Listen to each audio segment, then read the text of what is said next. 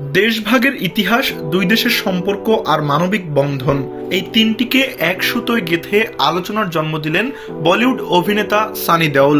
আসন্ন সিনেমা বাটওয়ারা 1947-এর প্রচারণায় ভারতের পাটনায় এক অনুষ্ঠানে তিনি প্রয়াত বাবা ধর্মেন্দ্রর একটি বক্তব্য স্মরণ করে বলেন, ভারত যদি আমাদের মা হয় তবে পাকিস্তান হলো মাসি।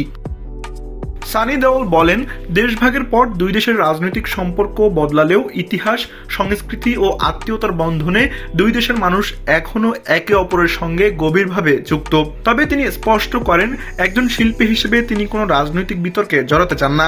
তার ভাষায়, অভিনেতাদের কাজ মানুষের আবেগের গল্প পর্দায় তুলে ধরা, রাজনীতি করা নয়।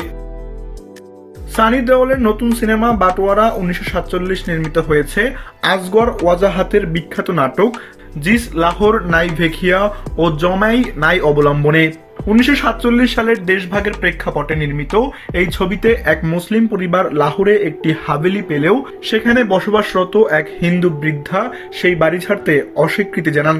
সেই মানবিক টানাপোড়েনই তুলে ধরা হয়েছে সিনেমাটিতে।